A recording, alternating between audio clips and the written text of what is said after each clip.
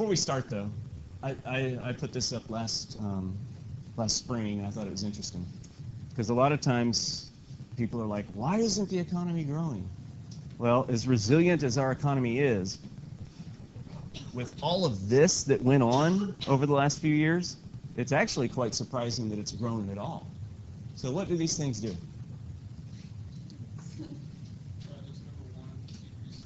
Yep, decreases the aggregate supply curve. Okay, how about numero dos? It'll do the same thing, right? Okay, number 3, same thing. What about this? Yeah, mainly demand. It could be supply as well, but yeah. So that's, it's like we're as a society, we chug forward. We're always, the economy is very dynamic, and so we're always personally buying things and making, the best choices we can make, and so on. But there's always this little drag on the economy sometimes when the government does things. So let's do our scripture. This one's actually kind of instructive for us, especially if you've ever gone to the gym. I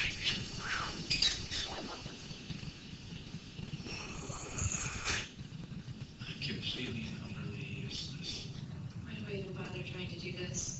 Oh, that's fine. Okay, free weights, that's a thing, right? Okay, rhythm. Excuse me. Can you hear me singing what you're doing? 4 of these, that look just like her. This looks pretty awesome. Not right, definitely not right.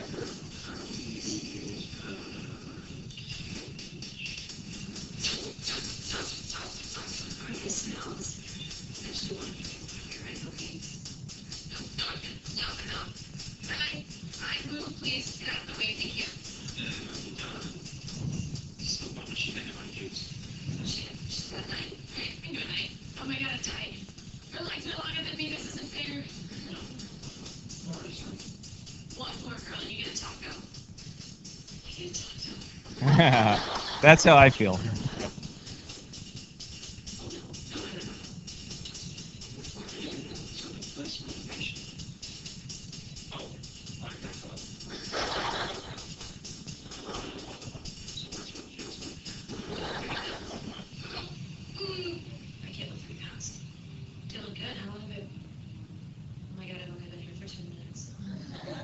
All right, cool.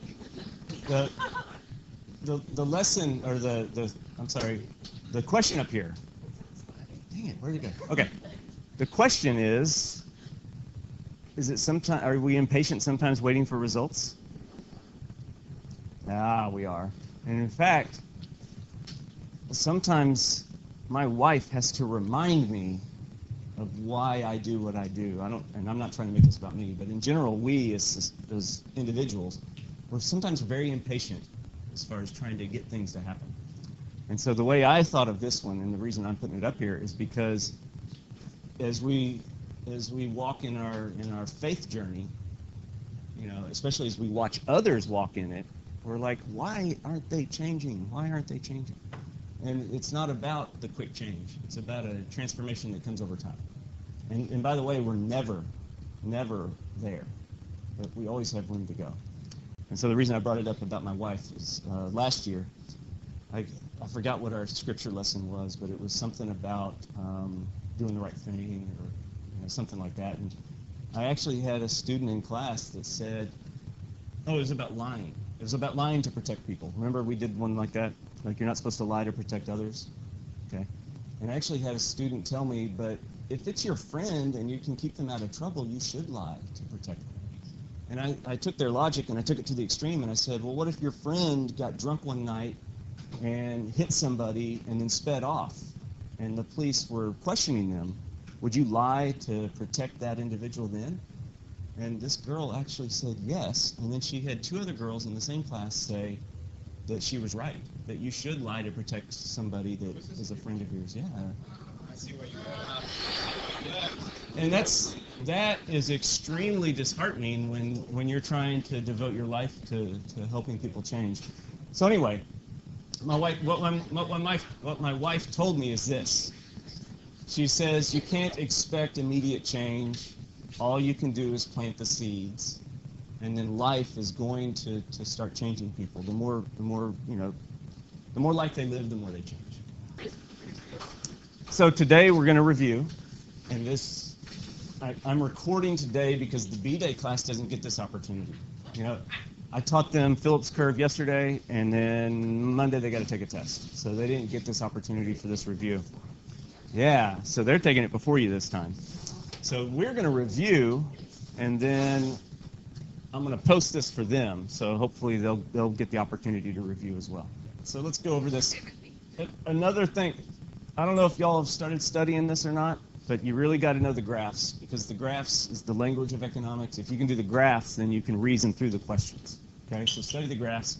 You also have the formulas. So in the review document that I posted, you've got formulas, you've got graphs, you got tutorials if you want to click those links. I mean, there's all kinds of little things on there. When you said, There you go. It's just really sad. does that make you cry? Some people are happy, but some people are sad. So it's like. All right, before we start, I want to go through a couple of things, because when I graded your free response on the last test, I noticed that people would make the correct assertion in one part of the test, and then they would do the exact opposite thing in the other. So I think it's important that we remember this. Okay, there's a bunch of little causes and effects. And by the way, I didn't give you this part. I changed it this morning. So if interest rates increase, aren't there just a whole series of things that occur because of that? Let's think of them. What's one of them? Huh? Yeah. So if we think in terms of the United States, the dollar would appreciate, right? That's one thing that happens. What else happens? Let's just think in terms of just what the interest rate causes, because I'm actually going to do that down here. Huh? Investment goes down, okay? Investment goes down, and remember, investment, just generically investment, is the purchase of capital, okay? What else? Do you have something else? Okay, and then that's a secondary effect. So and I've got that down here. So just the preliminary immediate effects are dollar appreciates, investment drops. Yeah, the financial investors will cause the dollar to appreciate. I'll go ahead and put that in here. So financial investment, which by the way, we don't even call that IG. We just say financial investment. That would definitely go up, and so the foreign side would as well, and that's why the dollar would appreciate. Okay? So now let's go to the secondary effects of this, which part of it, if the dollar appreciates, now what happens to the exports? Because I heard somebody say that. Yeah. So your net exports will decrease. Okay? That means your imports go up and your exports go down. Okay? Anything else? That'll be a secondary effect. Yeah, I mean, that'll happen as well. Secondary effect. So let's just leave that one behind. And by the way, the opposite would happen as well. Okay, if the dollar depreciates, then you got the opposite things happen. What if anybody increases borrowing? Okay, consumers start borrowing more money, businesses borrow more money, the government borrows more money. I'm looking for interest rates going up. So see how all this stuff is interconnected? And by the way, on this one, it's really the real interest rate, because we're talking about the loanable funds market here. Let's demonstrate. No. Okay, so this goes back to Unit 4. Okay, when we learned about Unit 4, we learned that increased borrowing will increase the demand for loanable funds, or equally correct would be it decreases the supply. So it depends, which economist is teaching this, or which book you're looking at. Our book says that. Okay, the demand increases. Either way, though, interest rates rise, right? So whenever we borrow more money, that just means there's more people in the market for borrowing money. So anytime there's an increase in demand for something, the price of it has to go up. Okay, savings increase. Yeah, now you've got the real interest rates dropping, because, again, now we go to the loanable funds market, and we have an increase in the supply. Okay? So people put more money in the bank. That means there's an additional supply of money that's available to be loaned out. In fact, if you want to equate that with our last unit of study, this would create new deposits, right? Which would create new reserves, which would lower interest rates. Okay? So the real interest rate and the nominal rate, they're tied together. Hannah. Do what now? Typically, unless you're asked about what it does to the money market. Okay? Because these are the buzzwords: borrowing and saving. Okay? Those go with our loanable funds market. All right? Then what about if personal taxes are increased? What's that going to lead to? Yeah, that's going to decrease consumption. Okay? Consumption spending is going to decrease. Okay? You could also go to this: if personal taxes increase, savings will also decrease. Okay? So you could have a question that says, if taxes are increased, what might happen to the supply of loanable funds? They could decrease. Okay? Is that savings? Yeah. The Fed buys bonds. This one should be fresh in our mind. This leads to the money supply increasing. It also leads to lower interest rates.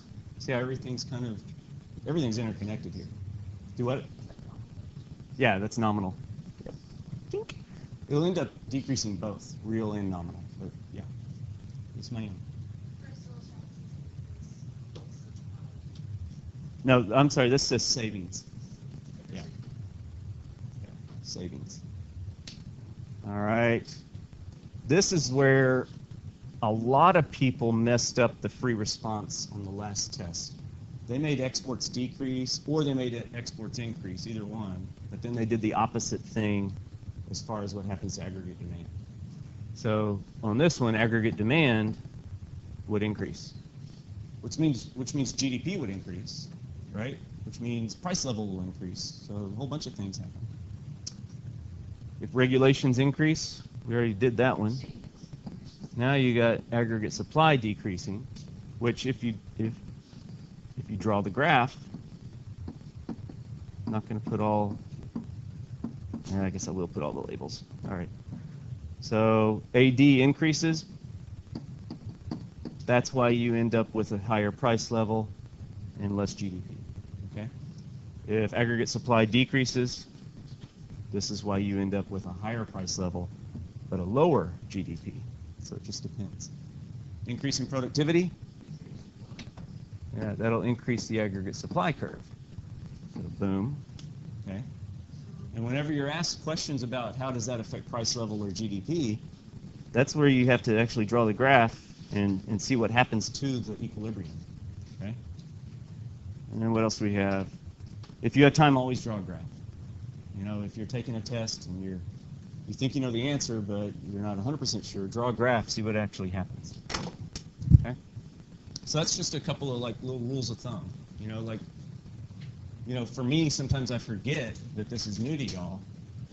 And so I'm very quickly in my mind, I'm actually drawing the graph in my mind and I'm visualizing all of it. But sometimes y'all don't do that because you're just not there yet. So if you know what happens, maybe that's what you got to do. Maybe you just have to memorize. Are there classes that y'all have had where you just have to memorize stuff? So maybe you have to do that. I've usually taught this class not to memorize, but to understand. And if you understand, you can make the connections. All right. So let's go through the questions one at a time. And let's just have y'all answer them. See if y'all can answer them. Okay? Yeah, let's do that. Let's get Nichols. Yes. After the final grade is configured, computed, then yeah, you could add a nickel. So if you end up with an 85 on it, nickel 86. All right, why don't we just start on one side of the room and flip back and forth, maybe. You want to start over there? Okay. So why don't we do the flip back and forth? So You guys know that as you get older, if you don't use your brain, you start to get senile, right? So what I'm going to do is I'm going to keep track of who goes, and I'm going to flip-flop it back and forth. Flip-flop. So Jordan gets to go first. Jordan. And by the way, sometimes we get in that Jeopardy syndrome where the guy on Jeopardy's under pressure. He doesn't know, he knows the answer, but he's like under pressure and he can't think straight, whereas everybody else in the audience knows it. So that might happen to y'all as it's your turn. Don't worry about it. Don't be ashamed. If you don't know it, then if you get it wrong, it's no big deal. Jordan, if a certain combination of goods or services lies outside the production possibilities curve of an economy, which of the following is true? B, new technology is being used in production. Certain combination. Outside, which of the following is true?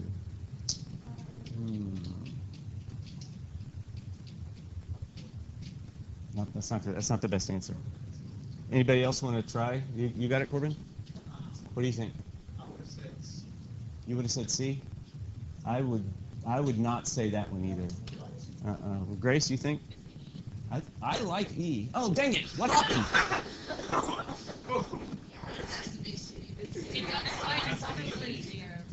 Oh! Okay, I read it wrong. I apologize. Okay. What I read it to say that they're actually producing there, not that there's a point out there. My bad. So if they were actually producing there, then they would be using resources more rapidly, like overtime and stuff like that. So Corbin, you deserve a nickel for just reading that correctly. All right. All right. Sorry about that. Fez, which of the following groups would most likely gain from unanticipated inflation?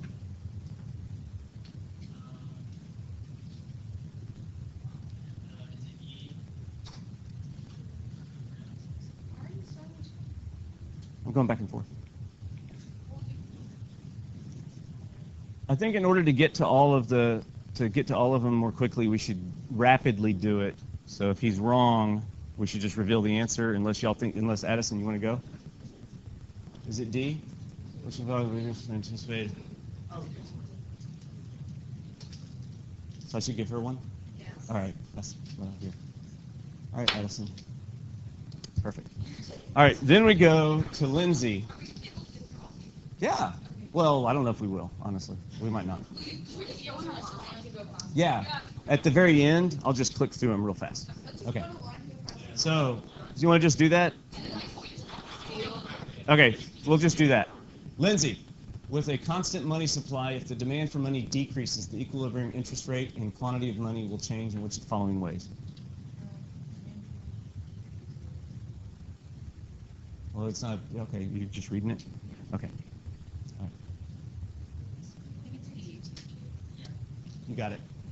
Okay. Ding, ding, ding. All right, so then we go over to Grant. By the way, if you need explanation on any of these, let me know. The reason this is decrease, obviously, if the demand for something goes down, you get a lower price, okay? The reason it's no change, though, is because the money supply curve is vertical, so the quantity won't change. All right, Granticus. According to the graph above, an increase in aggregate supply will most likely cause income and employment to change in which of the following ways?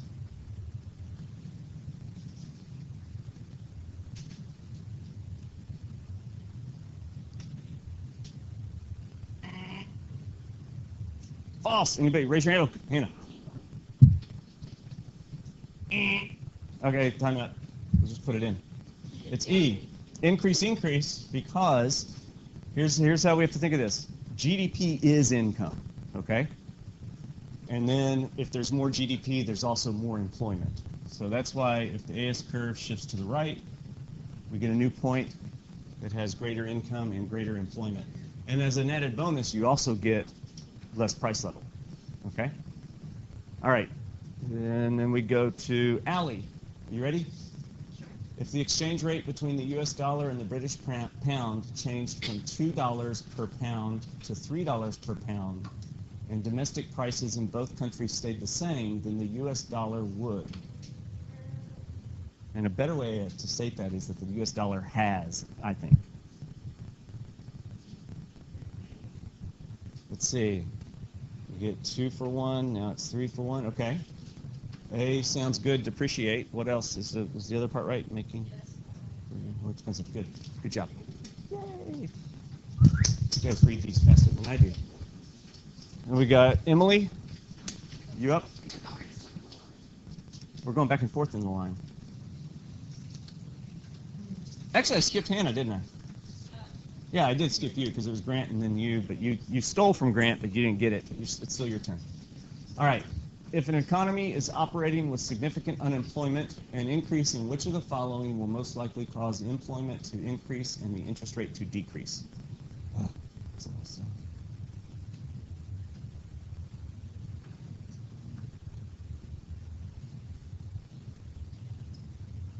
Let's see. I don't think it's D. Well, let's just pick an answer because I want to get through it. Do you want to get through them? All right. So it's A. The reason is, see, we're looking at two things. We're looking for employment to increase, right? So we're using some sort of expansionary policy. So the first part of that answer you got right. But when you increase government spending, that increases the demand for loanable funds, which raises interest rates. So in this example, it's buying bonds that will do both. This will increase employment, so it fixes that part of it, but it doesn't lead to lower interest rates. It leads to an increase in the demand for loanable funds, which is an increase in interest rates. All right, Addison, you have a question? Well, there's 2 graphs here, actually. So, or there's 3 to really calculate it out. And I'm not going to draw the labels, okay? But y'all recognize what this is. That's aggregate demand, aggregate supply, okay? So, and then you've got over here loanable funds. And then over here you've got the money market, okay? So the reason it's A is because when bonds are purchased by the central bank, which is the Fed, money supply increases. That drives the interest rates lower. Those lower interest rates increase investment, which is what shifts the AD curve, which is why you get more GDP, which is more employment. Cool? The way she answered it, increasing government spending would have done this part, but it also would have raised interest rates. Okay? Bless you. All right, so the next one, and now I am getting lost. It's Beagle. Okay? Beagle, an increase in which of the following is most likely to promote economic growth? Okay. Do you remember the other day when we actually talked about economic growth? Like there's a difference between an increase in GDP and an increase in growth. Do you remember what it was? Let's see. Well, anybody? You want to go, Jacob? B. It is B for the steel. A tax credit? Yeah, remember when we looked at supply side fiscal policy? One of the parts of it was tax credits for research and development. So those tax credits is just money you get back from the government straight off your taxes. Okay? So it gives businesses incentive to make more investment. Okay? Very good. All right. Who was next over here? It's Emily. All right. An appropriate fiscal policy to combat a recession would be to increase which of the following? Yeah, government spending. So that one's pretty straightforward, right? Okay, so you'll see questions that are difficult, like the one that Alex had, and you'll see some that aren't as difficult, which is what Emily had. Not to say that the only reason you got it was it's easy. Just saying. All right. Is it? No, it's this way. Okay. Sophia, the concept of opportunity cost would no longer be relevant if. B. Yeah, which we know is not right. Yeah, there's always a finite supply of all resources. Okay. Everybody good with that one? So that one kind of goes back to our very first unit of study, our very first lesson, that there's always an opportunity cost. All right, number 10. And now we're back to Rachel. An appreciation of the U.S. dollar on the foreign exchange market could be caused by a decrease in which of the following? Let's see. Whoops. Oh, no, that's not an answer choice.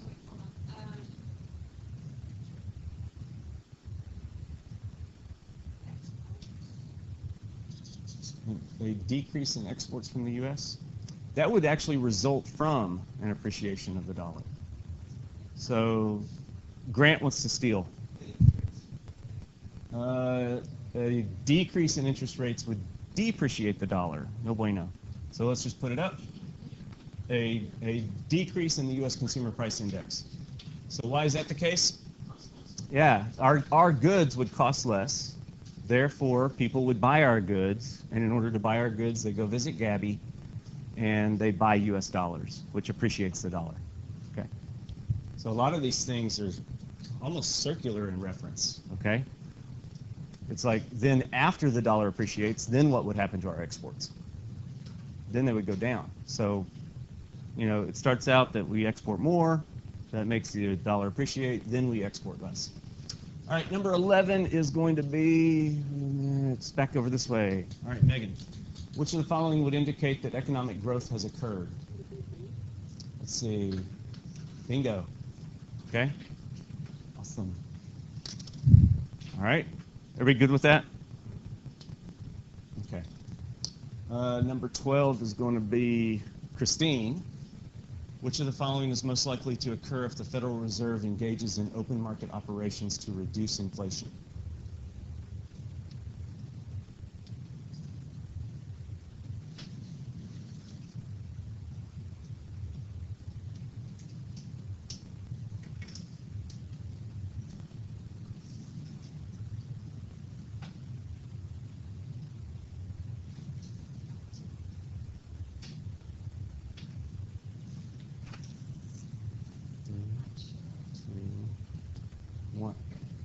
You want, okay, Corbin wants to steal. You got it.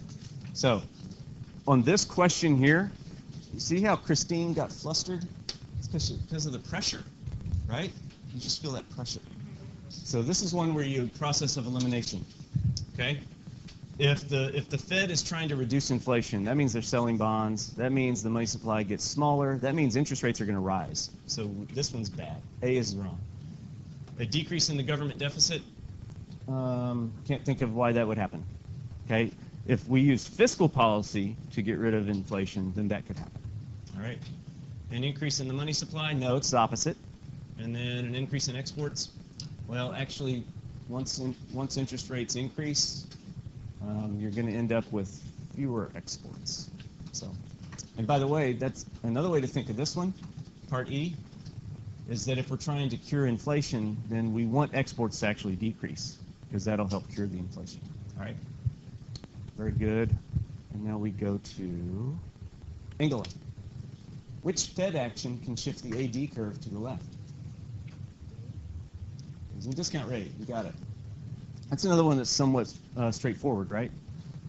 I will tell you this though. What if you didn't? What if you didn't know that the Fed was the central bank, and instead you just thought it was the government?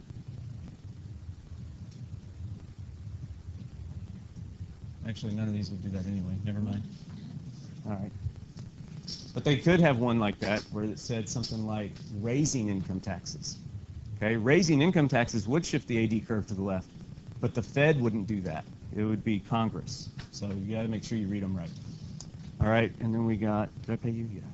And then it goes to Corbin. Should I just skip Corbin? Yes. Yes.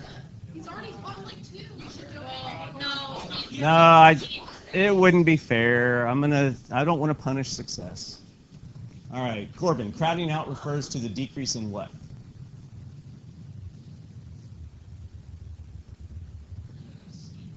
See, you got it. Okay. By the way, you know what? You know you can't have a grade over 100, right? Okay.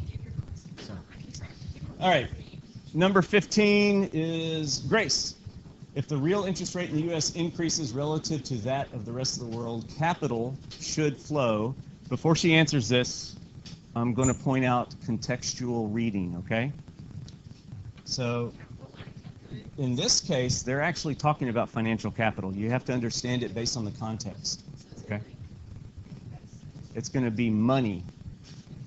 Money is going to flow in a certain direction, okay? So.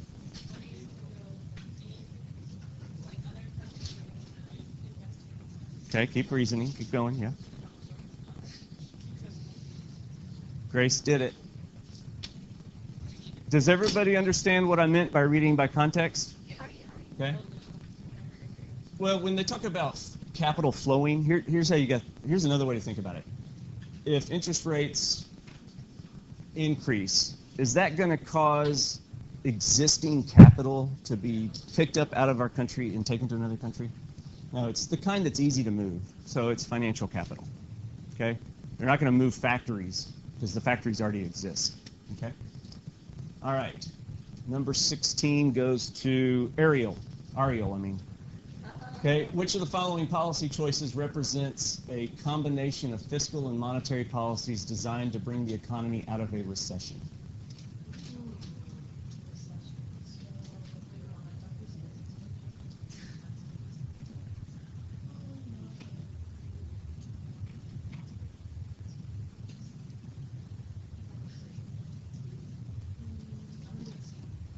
You gonna go C? All right. That's not a bad choice. I'm kind of thinking, oh yeah, you're right, it is C. I misread that again. I thought it said bond purchases. Okay, good. Good job. You ready? All right, Emily? Huh? Yeah. And then we are on Bibbit. Which of the following will be counted as unemployed in the U.S. Bureau of Labor Statistics?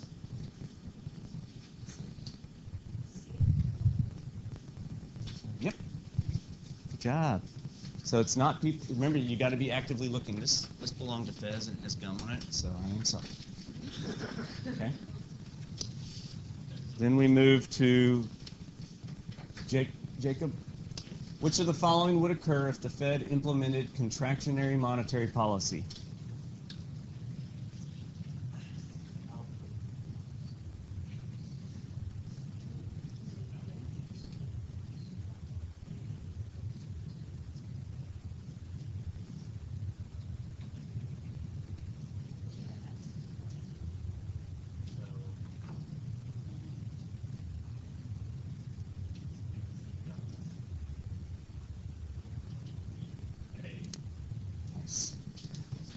Do you see how he actually did that one in his head, right?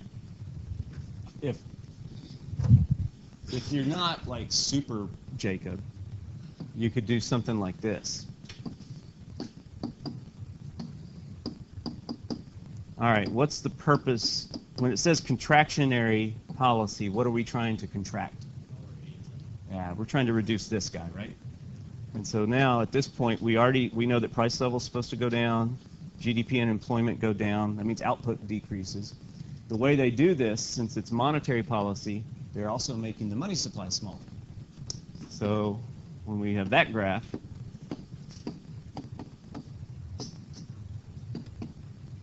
make the money supply smaller, what happens to interest rates? They have to go up, okay? And then we also have to remember that higher interest rates make it more expensive to borrow, so people buy fewer cars, businesses buy fewer factories, okay? So that's why you end up with all those things in part A. Everybody cool? And now we go to, are you ready? Katie Bell? Oh, you already know you knew which one was yours. Okay. Suppose that autonomous consumption is 400 and the MPC is 0.8. Disposable income increases by 1,200. Consumption spending will increase by. So there's a word here that we haven't really talked about, right? Autonomous. Okay. Don't worry about the word autonomous. Okay. I don't think it's going to affect your answer, but what it means is that spending will always be 400 regardless of what else happens, okay? We're always going to spend 400 because we need to buy food, clothing, shelter. But then how much will spending change by if disposable income increases by 1,200? So can you do it?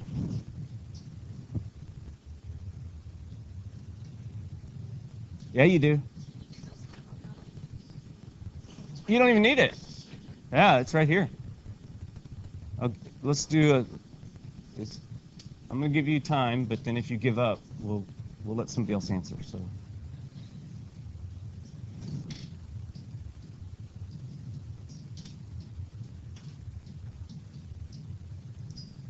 Oh, another thing I should point out to y'all while she's thinking. On this test, you're not allowed to use a calculator. What? Yeah. The numbers are going to be no more difficult than this, but you're not allowed to use a calculator. I'm going to let you use one because of time constraints and all that. But if you actually take the real AP exam, you're not allowed to use one. So, are we done, Katie?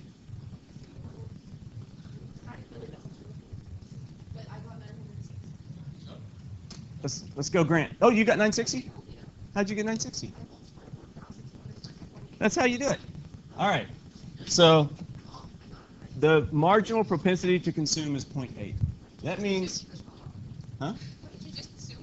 Well, she said she didn't know how to do it, and then she got it right. I didn't assume. She said she didn't know how to do it.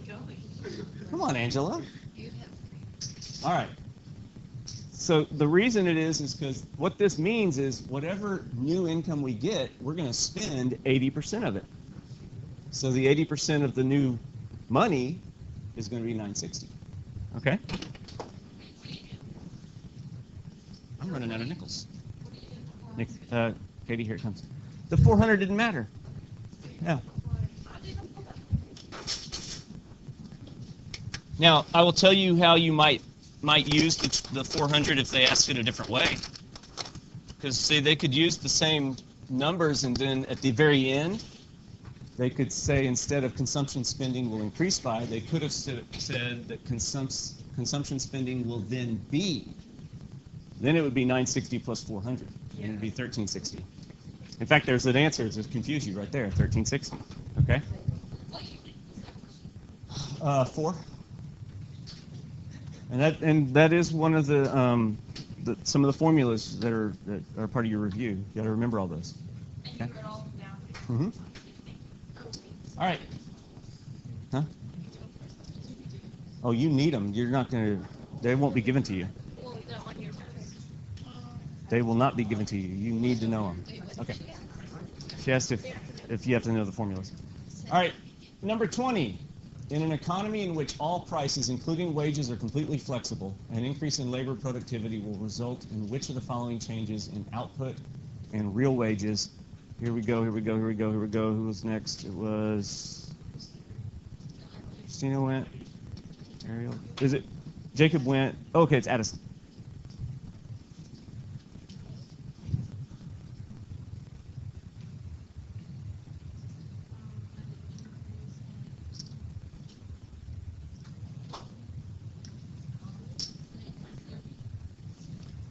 An increase and a decrease? It's an increase and an increase. So let's demonstrate this. Okay? So let me draw it on the graph again, okay? Because the graph is a very good teacher. Yes. So more productivity shifts the AS curve. Very good so far? Okay. That means obviously there's more output, right? But the other thing that this means is income, right? All right. So income has increased. Not only has income increased, but price level has gone down. So real income has definitely gone up. Okay? Less inflation, higher wages means higher real income. Okay? If the AD curve had shifted, then you would have had increased output, and then real wages probably you wouldn't have known. It could be stayed the same. Could have been the answer. Okay. All right, and then we got Ashley. When the average price level increases by 10% in a given year, which of the following must increase by 10% for real output to remain constant? Oh, this is a tough question. Hold on. I actually have to read it. I haven't read the answers yet, so I got to make sure I know what the answer is.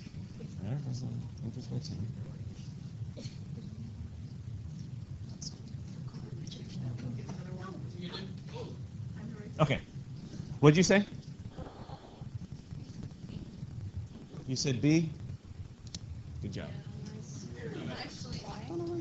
Okay, so you all want to go over that one? All right.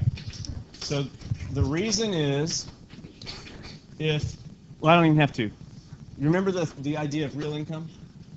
It's nominal income minus inflation, right? So if inflation goes up by 10%, that's price level increases by 10%.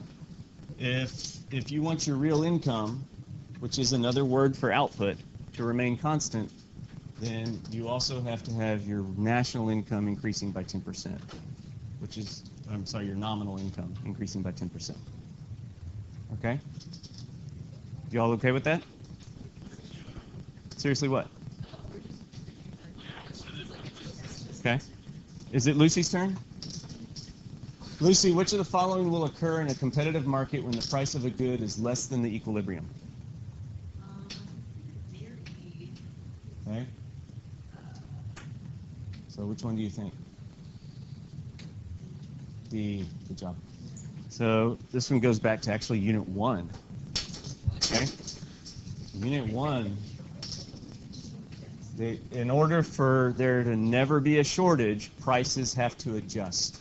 They have to adjust to the equilibrium so that supply and demand are equal. That video we watched about that guy. Oh, yeah, the generator guy, yeah. Yeah, price gouging. In that case, he raised the price. See, the price was set below equilibrium, but he raised the price. Yeah, and so, but they put him in jail, so. Hey, there's our Phillips curve question. So where do we go? So is it? It's Diana's turn. No, it's Diana's turn. Oh. Oh. Okay. So we go to Jordan, then we go to Diana. Okay. Jordan, a short run Phillips curve shows an inverse relationship between. Muy bien. I have enough. Okay. Diana, which of the following can be expected to cause an increase in GDP in the short run? Okay.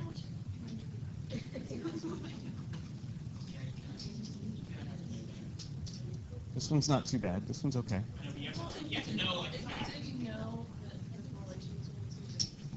Okay.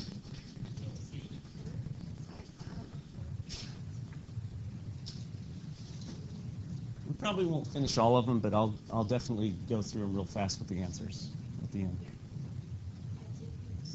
Hey, Diana's working.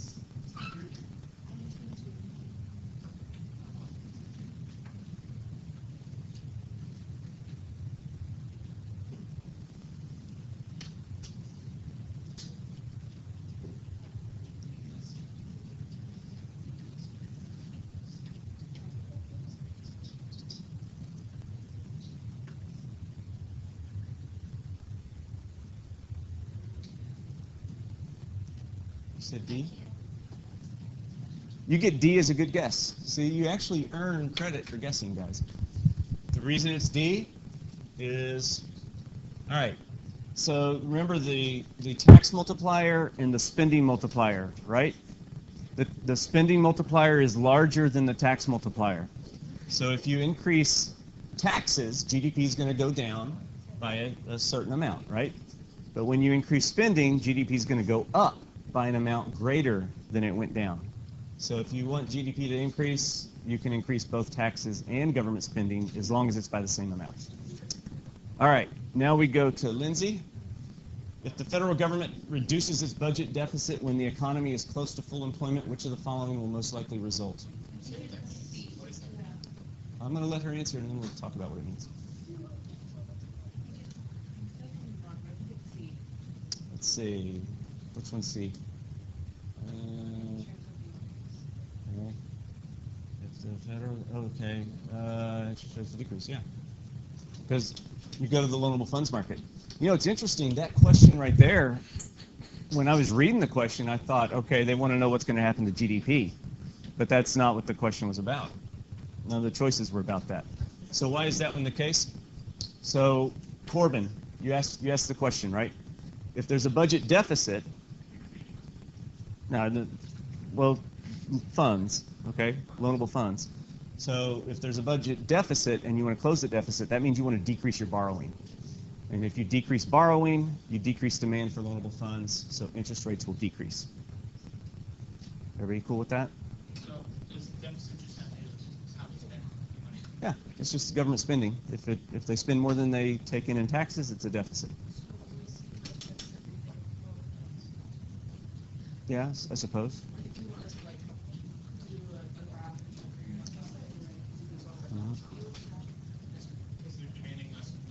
You could also do this one by process of elimination. Okay, if they decrease borrowing and close the deficit and we're at full employment, you're actually going to end up possibly putting the economy in a recession. So you're not going to have inflation. Okay, the international value of the dollar will increase. This one has to go back with loanable funds, so that one's not one we can process yet. Tax revenues will increase, possibly, but what if they close the deficit by reducing spending? Then that's not necessarily a good answer. Unemployment will decrease. It will actually increase because it's going to move the economy out of full employment. So at that point, since none of those answers worked for you, you could go to the loanable funds market, demonstrate what happens when they decrease borrowing, interest rates fall. Katie.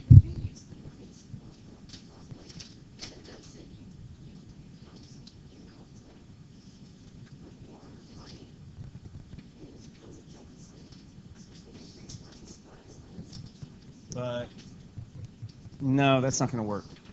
That one's not going to work. Yeah, that one. In fact, remember at the beginning, I told y'all some rules of thumb, borrowing and saving. Always think of the loanable funds market in that case. All right, the borrowing and the saving will affect the loanable funds market. All right, who was next? I don't remember where I was. Is it Fez? Okay, and then it's, wait a minute. Who just did that last one? Oh, that was you. Okay, now I go to Fez? Okay. So which of the following will cause the U.S. dollar to depreciate relative to the euro? I don't think so. Dang it. Jacob. A works. So the reason it's A, and we could have Jacob explain this if we want, but basically if U.S. income goes up, that means we buy things, okay? And when we buy things, we supply U.S. currency, okay? So the supply of U.S. currency would increase, which would depreciate the U.S. dollar, okay? I'll quickly go through the answers at least. I can't explain them, but I'll go through them. All right, Rachel. Uh-huh. So in our income goes up, we assume that we're buying things. Yeah, in fact, we don't even have to assume it. It'll happen. Because when you get money, don't you buy things? Some of what you buy is made here, but some of what you buy is made at other places. Look what I found. Okay. All right. And then we go to Allie. Stagflation is most likely caused by what? Decrease in AS. Okay. Nice. That one was like crazy easy, kind of. I mean, if I were making the test, I would have made it something like increased oil prices, you know, to make it a little more difficult. But that's because I'm a sadist. All right. Who's next? Okay. Grant, assume that the nominal interest rate is 10%. If the expected inflation rate is 5%, the real interest rate is what? Okay. See, some of these are not easy. Some of them are not hard. Some of them you have to think about. All right. It's just the way of the test. Then we go, Alex, which of the following will lead to an increase in the U.S. GDP?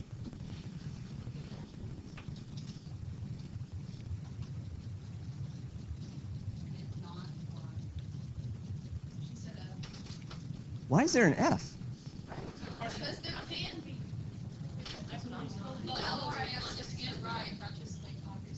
There's no F on the Scantron. I think that's a typo. All right, that's not the answer. Okay.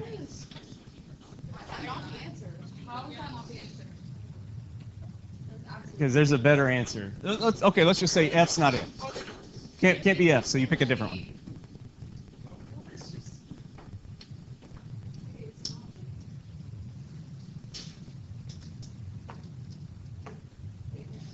All right, she said 1 sec. She said 1 sec. Oh, yeah. It's what? We're waiting on Alex. Sure.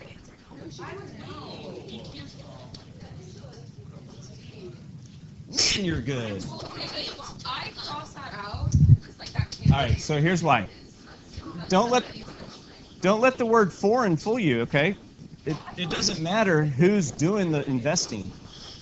If the investing is taking place in the United States, then GDP will increase. And I don't know why the F ended up on there. Well, hold on.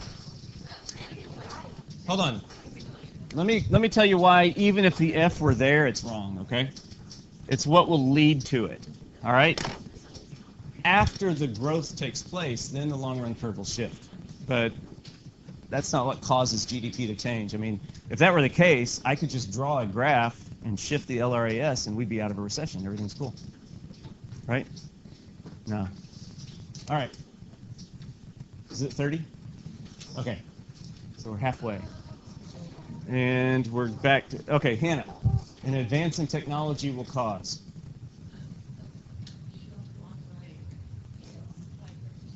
Right. How many of those you give? I mean, you give it out. All right. Number 31 goes to Sophia.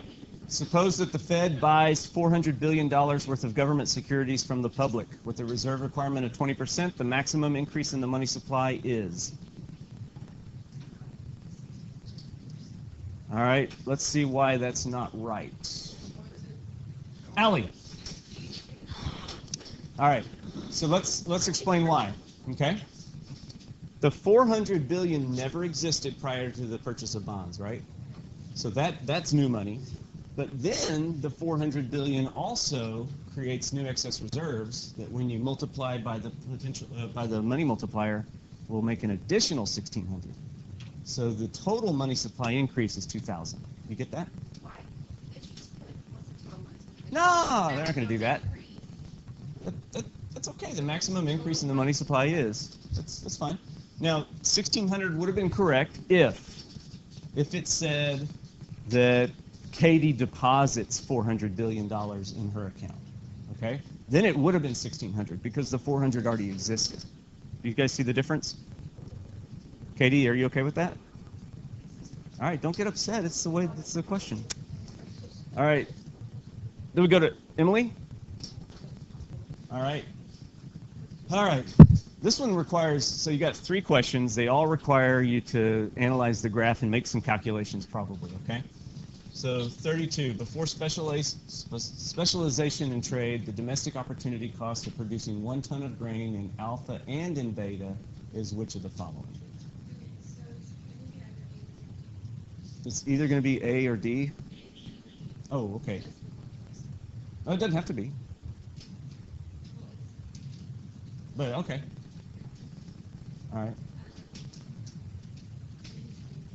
Let's see, B.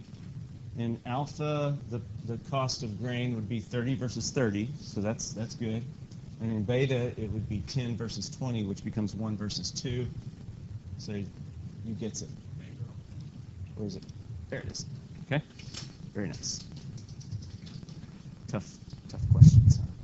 This takes you all the way back to September. Okay. Unit 2 is when we did this. So we go to Megan. The theory of comparative advantage implies that alpha would find it advantageous to do what? Let's see. I haven't even looked at this. I'm just going to put it up. Okay, good. I didn't feel like calculating in my head. Corbin, the answer now is that I have 1. So I need to grab more.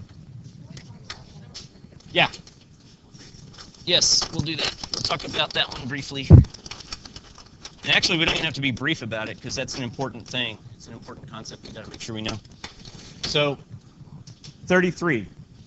If we go over here and we look at when we calculate the opportunity cost, okay, we determine that, and I don't know if y'all remember this, but the theory of comparative advantage says that you should produce that good which you have a lower opportunity cost in producing. Y'all recall that? So if we look at the opportunity costs, in beta, it costs half a grain to make steel. So they should make steel, right? And in alpha, it costs 1 steel to make 1 grain, versus up here, it costs 2 steels to make 1 grain. So basically, they're going to specialize based on that cost structure. Okay? So alpha, since they're better at making grain, they're going to export it. And since which one? And beta is better at making the steel, alpha is going to buy it from them. Is that helpful, Emily? Okay. So then we've got terms of trade. I just put it up there, didn't it? Should we just throw that one out? Oh, Angela didn't see it. Isn't it her turn? No? Yeah, she went. So Angela, at what real exchange ratio, also referred to as the terms of trade, between grain and steel would both alpha and beta find it mutually advantageous to specialize in trade?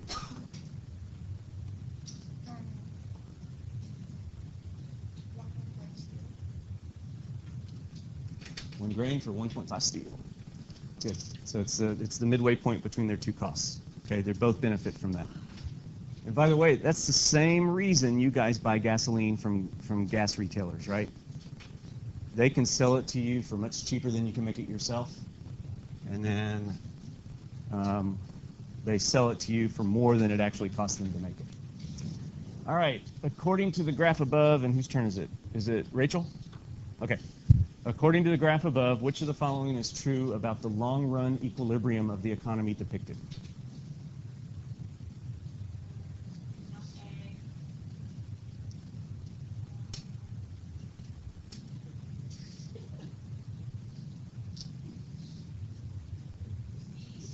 Did you say E? B.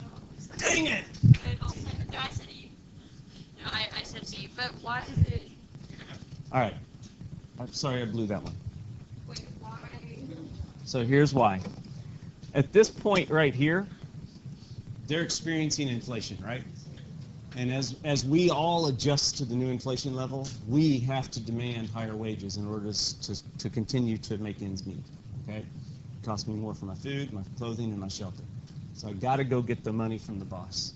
When I do that, and by the way, the other 120 million people in the workforce are doing the same thing, wages go up. When wages go up, the AS curve shifts to the left. And so that's how the economy self-adjusts. Remember, we actually called it self-adjustment. And so it moves back to long run by doing that. Because everything costs more. And so remember, it's a competitive system. So if employers want to keep their employees happy, they got to pay them more. Well, I don't understand why the AD curve doesn't shift. So the AD doesn't shift because, what's a good reason for this? The AD curve it wouldn't shift. I mean, the best way, and it's the way I explained it to y'all, is that whenever this happens, either in a recession or if there's inflation, the way the economy self-adjusts is by shifting the AS curve. And so you're always going to be shifting the AS curve. So whenever you ask how if the economy wants to self-adjust, what should it do? The AS curve always shifts. It's going to be pretty much always the AS curve, yeah. In fact, I can't think of any time it's AD. I guess it could be. The automatic stabilizers, that's totally different. Okay? Yeah. Well, no, that's actually going to cause the AD curve to shift. But that's going to, it's, the automatic stabilizers, okay. What automatic stabilizers mean is that it's actually fiscal policy, okay? Yeah, taxes and spending change. That's what shifts the AD curve. But when no policy is implemented, it's going to be the AS curve that shifts itself back. Yes, ma'am. All right. Yeah, I'm going to take it next time. You're next. Okay. Grace. An increase in personal income taxes will most likely cause AD and AS to change in which of the following ways in the short run?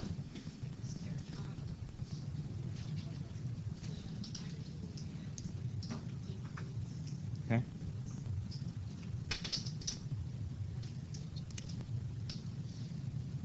Who are you? Oh, it's just easier. That's not necessarily easy. That's good. Okay. So in order to answer this question, you got to remember your AD shifters and your supply shifters. Okay. Taxes changing, especially personal income taxes, like it said, that changes our consumption spending, and so the AD curve will decrease. Doesn't affect the aggregate supply curve. Okay. It decreases the quantity that we buy, but it doesn't affect the actual curve. Good job. 37 is going to be Christine. Which type of unemployment would increase if workers lost their jobs because of a recession? Cyclical. Okay? Recession is the business cycle, so business cycle is cyclical. All right? We go to Bibbit. Bibbit, which of the following is true about the marginal propensity to consume?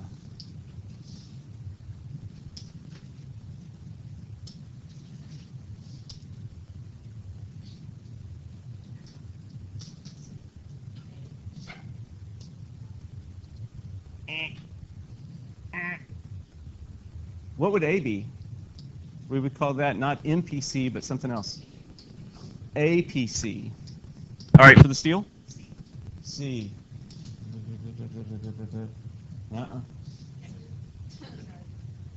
What else? Okay, go. Let's go with B. Here's why. All right? So how did I actually taught y'all that the spending multiplier is 1 divided by MPS, right? But that's the same thing as 1 divided by 1 minus MPC.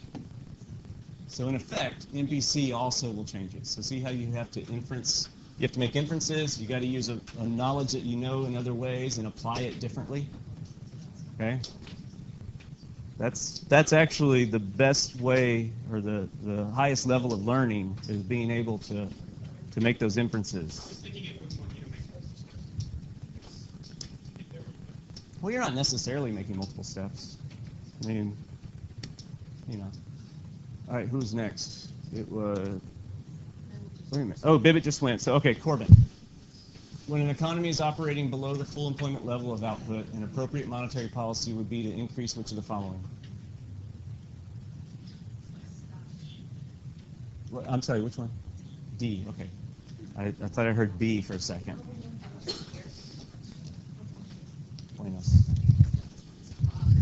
All right. It's Katie. Katie, assume that the economy is at full employment. Policymakers wish to maintain the price level but want to encourage greater investment. Which of the following combinations of monetary and fiscal policies would best achieve this goal? We put B, let's see. And they want to keep it at full employment, so B is going to be wrong. Should we let her guess on her own? Okay.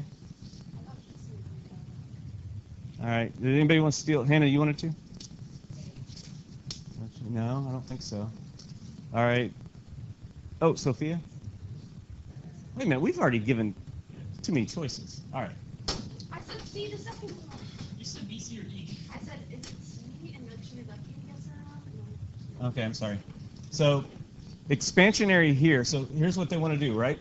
The goal is to increase investment, right?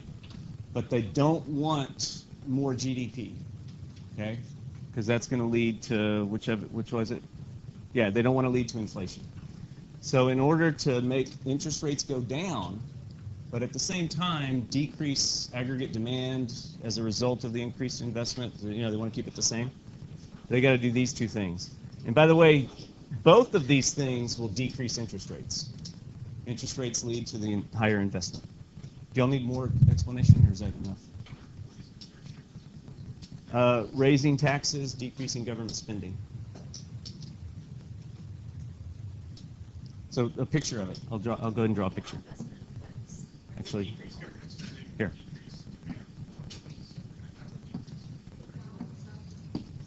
You don't even have to go that far. Okay? All right. The first step. Expansionary policy does what to interest rates? Okay.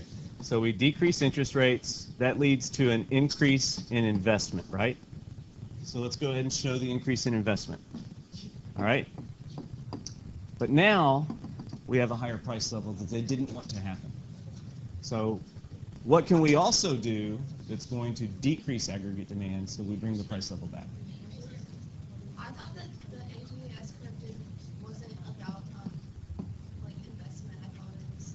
Oh no, it is. That's where I messed up. Okay.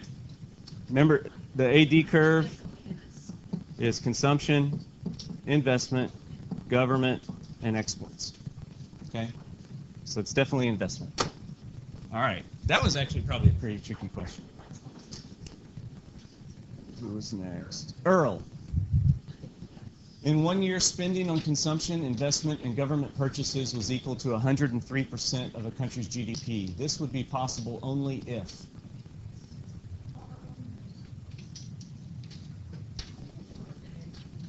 What else would anybody else go with?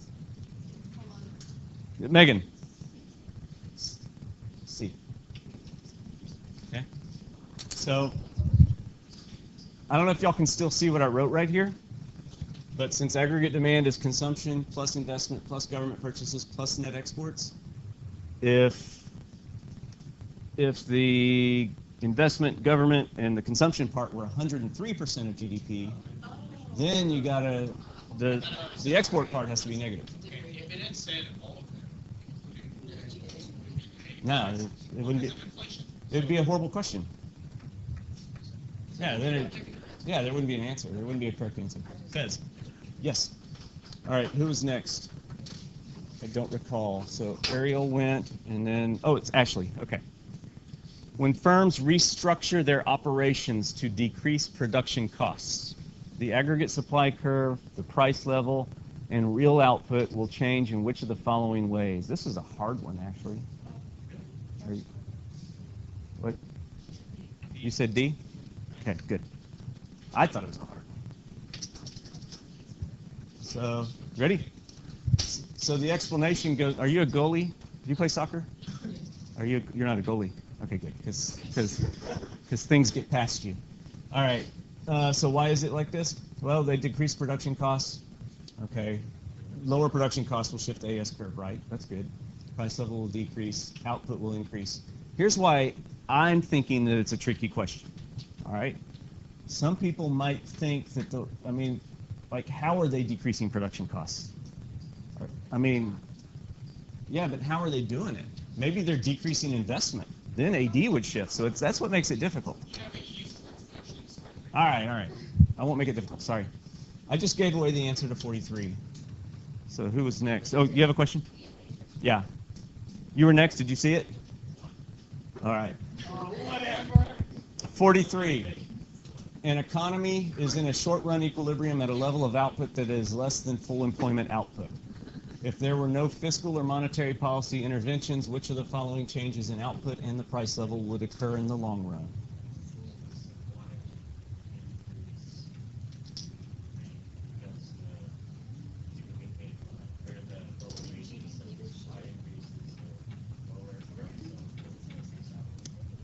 Nice. Did y'all hear his reasoning? And you're not drawing graphs at all, you're just seeing all this in your head? Okay, that's really good.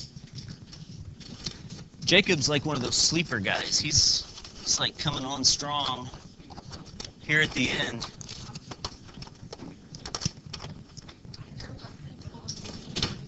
All right, so you guys, for the rest of y'all, I am going to draw a quick little graph. Well, hold on. All right.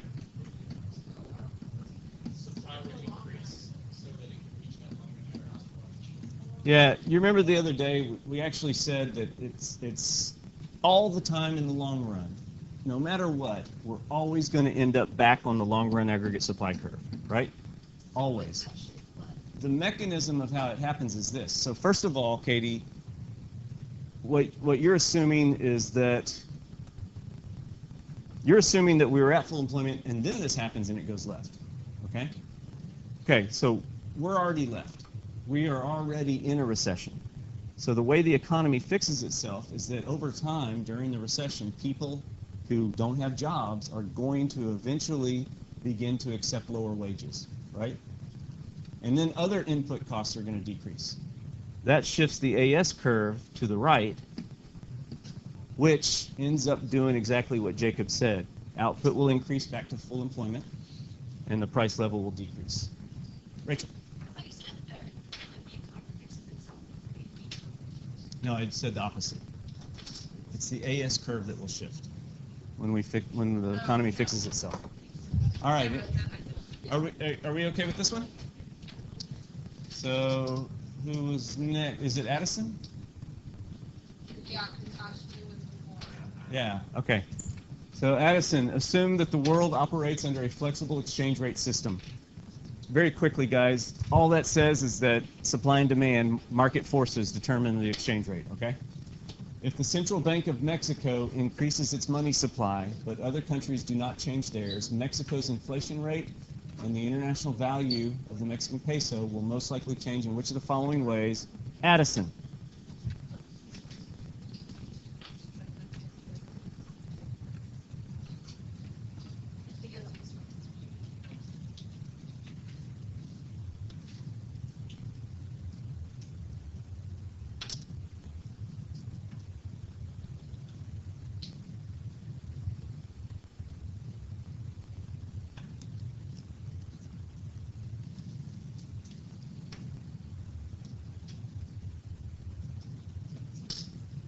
We've got 10 more minutes in class.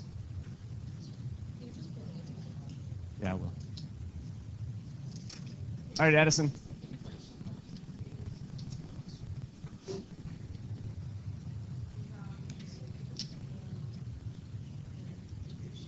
Oh, good.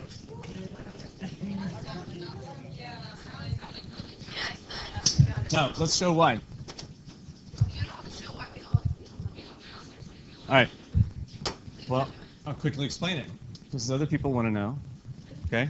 The money supply increases, interest rates go down. When interest rates go down, the demand for the currency will decrease. That's what depreciates the peso. Then, with a depreciated peso and lower interest rates, they're going to have more exports, they're going to have more investment, they're going to have more consumption. All that's going to drive the AD curve to the right, which is going to drive the price level higher. So that's why you get more inflation. You just said AD decreases. No. Oh. All right. When there's 5 minutes left, I'll go through the rest of them, okay? And then we have... Are we back to Jordan? No, Ashley... Yeah. But now we're back on this side of the room. I think.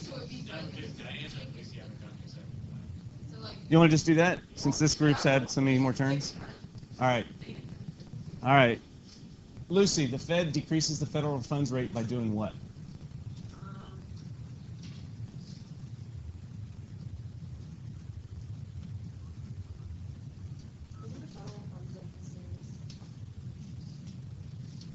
This is a hard question because there's a bunch of answers that really look good to me.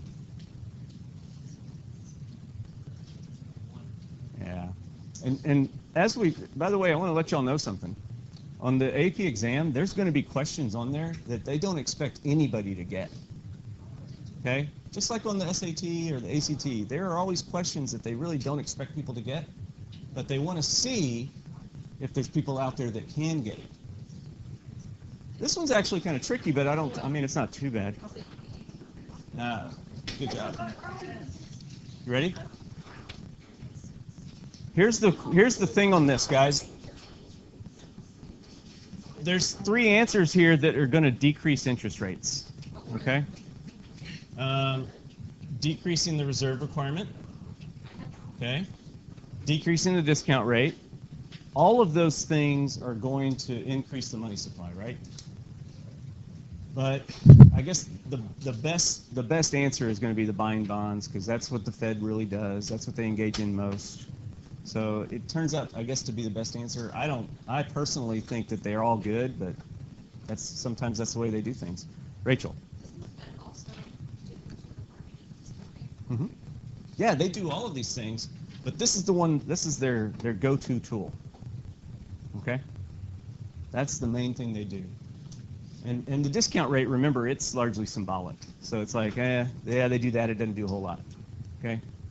If they did the reserve requirement, it would change things. But they don't do it. All right. And then we have Diana.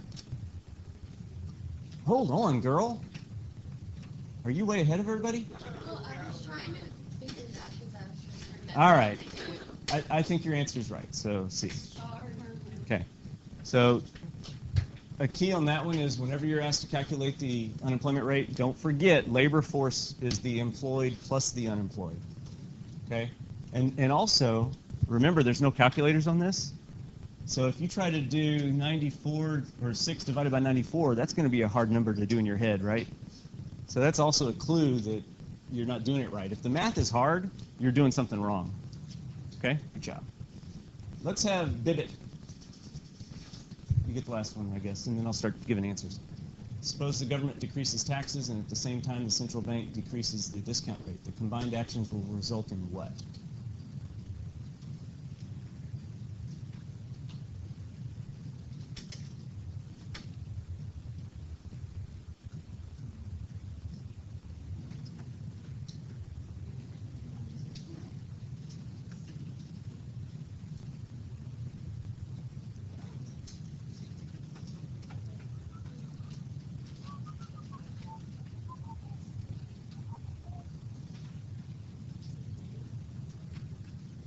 I'm going to give you a second chance. And here's what I want you to do. Okay? I want you to think of the money market and the loanable funds market. Okay? Two things are going to end up happening.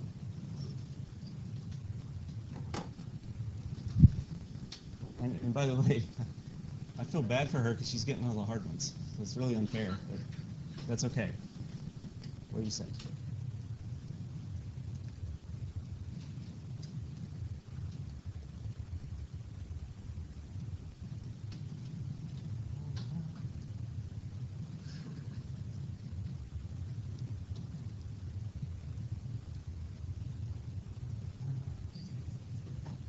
All right, Grace, did you know? Oh, you did? Okay. Let's talk about... I gave you a hint. I said think of the money market and the loanable funds market. So... All right, I'm going to forget the labels, okay? No, let's check it out.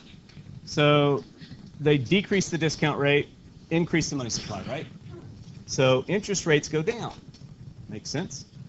If we use expansionary fiscal policy, in other words, decreasing taxes, then in the loanable funds market, there's going to be an increase in demand for loanable funds. Now interest rates go up. So interest rates go up and they go down. You have no idea what they really do, so it's indeterminate. Does that make sense, guys? All right. No. A lot of people will get that. No, people will get that. Because all you got to do is think about what happens with taxes going down, and then this, because we've covered in detail, the negative effects of fiscal policy. So you should understand that interest rates go up there. Yep. All right. So okay, I'm just going to put the answers. All right. Whoops. Okay, so 48 was E, 49 is C.